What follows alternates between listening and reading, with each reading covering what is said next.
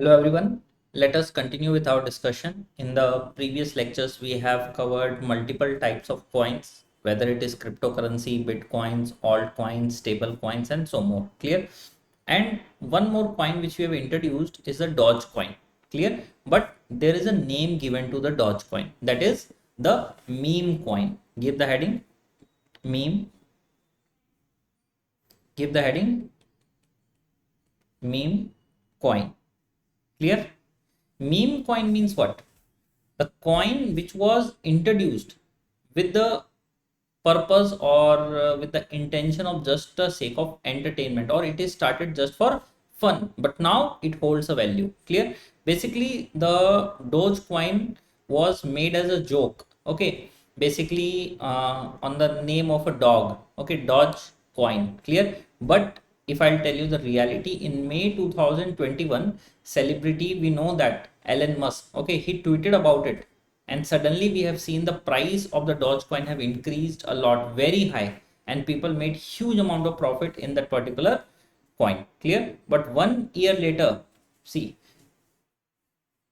a news came and the price increased. But later on, when it found out that it is nothing, we know that the price fall drastically as well. Clear? Because people understood that this coin is of no use. Clear? So these meme coin basically makes the money very instantly, and immediately you will start losing the money as well. Clear? Very high volatility. One day it will increase by say 100%, the next day it can decrease by 70-80% again. So like this, very high increase, then a huge amount of fall, high increase, and then again a fall. Clear? So apart from this, you don't have to know anything about the meme coin, the purpose, that why this coin have been introduced, and then its financial habit, like high increase and then immediate decrease in the price of the asset. Clear? Now, after coming to the second type of coin, that is your CBDC. CBDC. Now this CBDC stands for, write down, Central Bank Digital Currency. Central Bank Digital Currency. Central Bank Digital Currency. Basically, you see, lots of private players, people like us, are creating the cryptocurrency in the market. Means this central bank, they create coins, they create paper notes. Clear? But now even people like us have created the money, and now that money is trading into the market. That actually hurts the ego of the bank. See, we have created the money, it has been in the process from so many years, but now some third person came, they have started creating the cryptocurrency, and now it is trading in the market holding the equivalent value of the money. Actually hurt them. Then what they have decided, let us enter into this cryptocurrency game, we will also introduce our own coin. Clear? That was their intention, that was their purpose. Clear? So they have also created their digital form of currency, which is actually an official money, because if central bank is issuing a cryptocurrency, or you can say digital currency, then definitely it has more value, people will trust more. Okay, they are reliable because issued and backed by the central government as well as the reserve bank of that particular nation, whether it is Federal Reserve or the Reserve Bank of India. Clear? So it is just like an Indian rupee or the US dollars, and issued by the country's central bank. Clear? So in India, RBI have issued it, and in US, Federal Reserve have issued this. Clear? So if I tell you Bitcoin, it is issued by a private person, it is not controlled by anyone. But CBDC, issued by say Reserve Bank of India, or you can say it is government controlled by the government. Is it a legal tender? Yes. If a currency issued by the central bank, then yes. But bitcoins are a legal tender? No. Are the values stable for the bitcoins? No, but it is stable for the CBDC. Are you clear with this? So in 2022, RBI have issued the cryptocurrency, or you can say their own digital money. We call this as a digital rupee, and we call this as e-rupee. e rupee. Clear? This was a digital rupee. Clear? Now they are of two types. One is retail CBDC and another one is a wholesale CBDC. Now, when I say retail CBDC, it is for the public use, for the general public like you and me. But when I say wholesale CBDC, it works for the banks as well as large institutions. Means if they want to trade, suppose a bank, HDFC Bank want to trade with the ICICI Bank, they can trade in this e-rupee, e-money. Clear? Now, we will try to understand that how this actually works. So suppose you open your own CBDC wallet. Basically, in order to store your CBDC money, you need to have a wallet, or you can say an app in your phone. Clear? Now, this is your wallet. Clear? In this wallet, you have say 100 CBDC. A retail customer, people like you and me. Clear? Now, if you buy a coffee, so there you will see a scanner. You scan the scanner with your app, and this retail CBDC transferred from your account to the account of the shopkeeper. Are you clear? Now you will say, the sir, we are doing the same thing in case of UPI. But in UPI, the bank is involved. Try to understand. In UPI, the bank is involved. Money is transferred from your account to his bank account. But in case of e-rupee, money is transformed from your wallet to his wallet. No bank account is involved. That is the difference between the e-rupee as well as the main rupee which we transfer by the UPI. And the settlement is instant. Immediately, it's transferred from your account to his account, and it's just like a real money because issued by the government, or you can say central bank. Okay, so till now we have completed all the different types of cryptocurrencies, whether it is Bitcoin or whether it is Ether or whether it is issued by the central bank or whether it is the meme coin, whatever it is. Clear? Now moving to the next heading, give the heading of tokens. Okay. Now, first of all, let us understand what is this token or tokenization. Write down. Tokenization means turning a real world asset, like a flat or a land, into a digital token, on blockchain. Full stop. It helps in tracking ownership and reduce paperwork. Try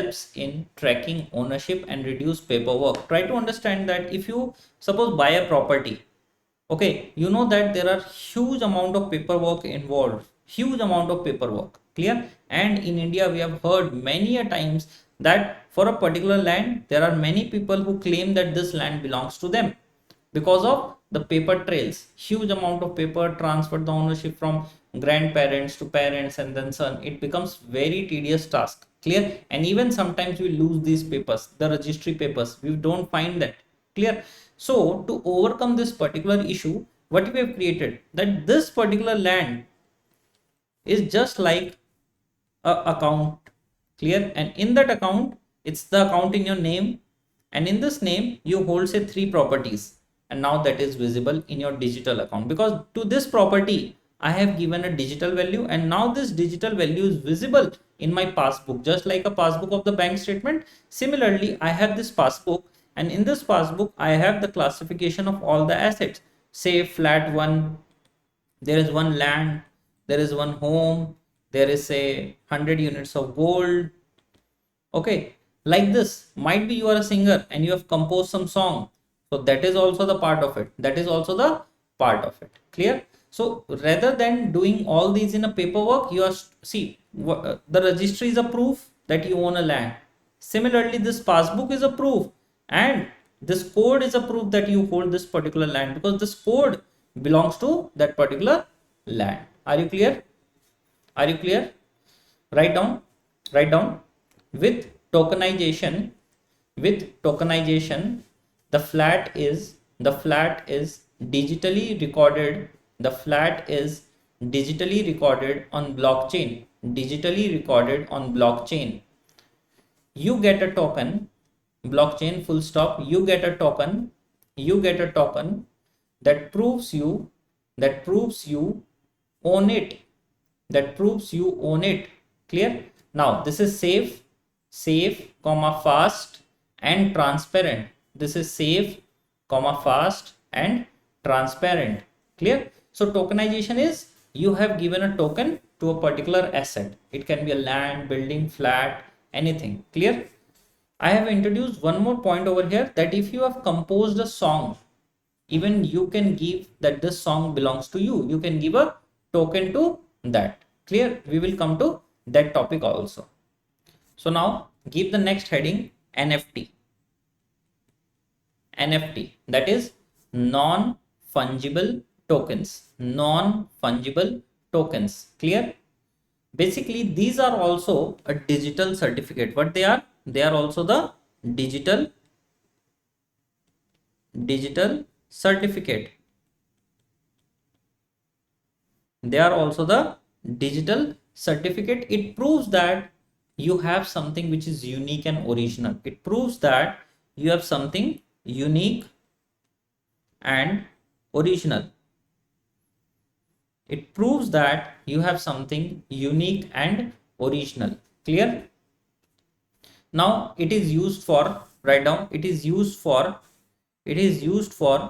digital arts,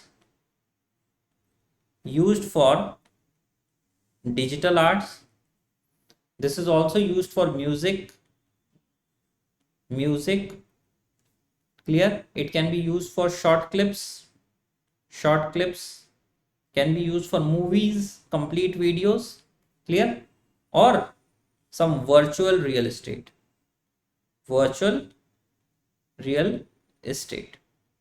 Clear? Are you clear? Or you can say even a painting, okay, which you have created, painting.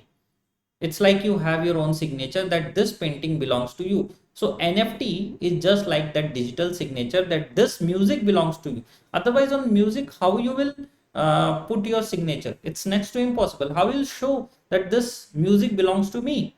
Very difficult. So what I have done, I have created a digital signature that yes, now this music belongs to me. I have personally signed it. Clear? On the painting you can sign, but how you can sign on music? It's very difficult. Clear?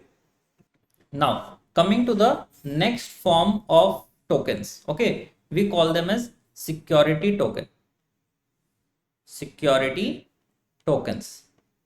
Now what does this security token means? See, this is company A, okay, they want money, say from friends and public, but they want the ownership. They want the ownership. They are not giving it in the form of loan. They say that I want to own some portion in the company. Clear? Now they don't want to issue the shares. Very costly, very tedious process, lots of paperwork and so many things. Clear? Now how to give the ownership? They will issue the ICO. What they will issue? ICO. What is this? Write down, initial coin offering.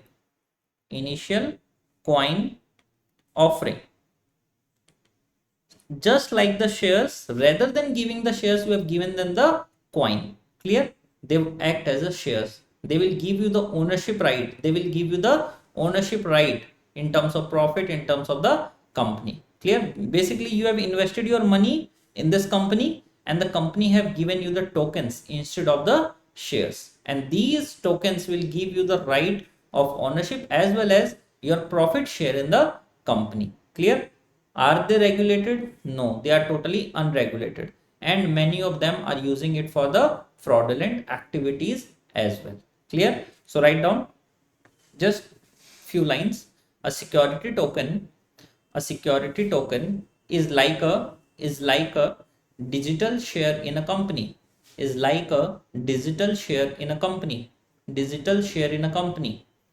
Clear? Full stop. They do an ICO, initial coin offering. they do an ICO, initial coin offering, like an IPO, but in the crypto format, like an IPO, but in the crypto format. Clear? Okay, so what this security token is actually doing, they are actually keeping the record of the ownership in a publicly traded securities. Clear? Basically a blockchain which can help you to store the shares. Okay, you can say the custody of the shares, settlement if you transfer it from one person to another, then record keeping, this particular share moved from whom to whom to whom, and at what price, what is the quantity, all details are there. Now which technology we are using over here, also write down. We are using the single ledger technology, single ledger technology. We are using the single ledger technology, and it can perform the various transactions with more efficiency as well as the transparency. Clear? And for ICO, write down the few points over here. Write down, this is an unregulated process. This is an unregulated process. First point is, this is an unregulated process. Clear? In which company offer crypto tokens, in which company offer crypto tokens in exchange for the money. Means investors giving the money, and what I'm giving the tokens, and these tokens are actually defines the ownership, my ownership in your company. Clear? Now they are less expensive, less paperwork, and more easy and more quickly you can get the money from the market. Now there are some ICOs which actually give you the ownership right as well as the profits sharing, but there are some ICO which only give you the profit sharing, ownership is not there, means you do not have the voting rights. Clear? Now only two more tokens are left, that is your utility tokens and your governance token. Clear? Now when I say utility, what does this utility means? Utility means the services which you are consuming. Might be you are watching a movie, okay, or you pay some subscription, or you buy something online. Clear?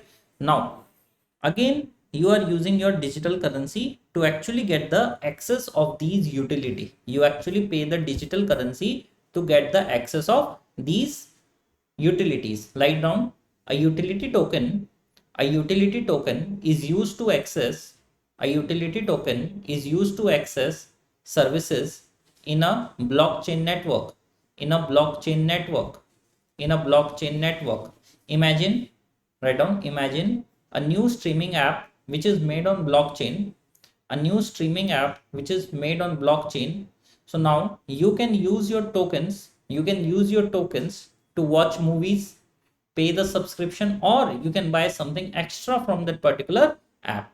Clear? So we call this as a utility token. Clear?